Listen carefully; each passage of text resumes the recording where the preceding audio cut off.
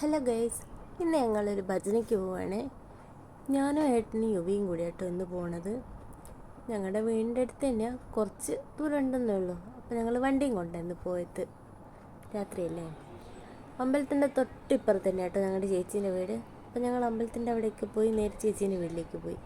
ലിച്ചുവിനെ കണ്ടതും യുവി അവളെ കൂടെ പോയി. ഞാൻ വിളിച്ചിട്ടൊന്നും മൈൻഡ് ആക്കുക പോലും ചെയ്തില്ല ആൾ.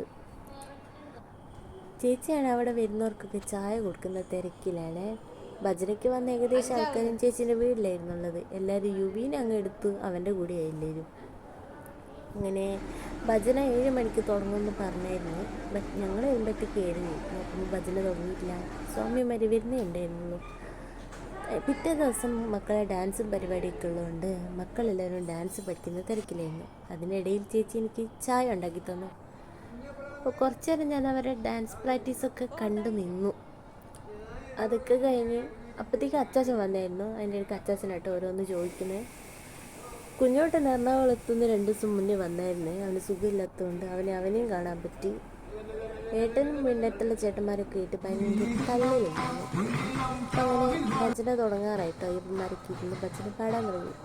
കുറച്ച് നിന്നപ്പോഴത്തേക്ക് നല്ല ഇടിയും മിന്നലുള്ളതുകൊണ്ട് ഞങ്ങൾ പെട്ടെന്ന് പോന്നു. കാരണം വീടിന് നിൽക്കാൻ കഴിയില്ലല്ലോ, മഴയൊക്കെ പെയ്തല്ലോ. ഒന്നത് ബൈക്കും കൊണ്ടാണ് പോയത്. ഞാൻ വെള്ളം കഴിഞ്ഞ് ഇറങ്ങി. അപ്പം ഇന്ന് തന്നെ ഞങ്ങൾക്ക് വേറൊരിടത്തും ഭജന ഉണ്ടായിരുന്നു. ഞങ്ങൾ അവിടെയും വിളിച്ചായിരുന്നു. പക്ഷേ മിന്നലും മഴയൊക്കെ ഉള്ളതുകൊണ്ട് ഞങ്ങൾ നേരെ വീട്ടിലേക്ക് പോയി. അവിടെ പോയില്ല, നേരെ വീട്ടിലേക്ക് പോന്നു കേട്ടോ. അപ്പോൾ ഇന്നത്തെ വീഡിയോ ഇത്രയേ ഉള്ളൂ കേട്ടോ. എല്ലാവർക്കും ഇഷ്ടമായാൽ ചാനലൊന്ന് സബ്സ്ക്രൈബ് ചെയ്യണേ.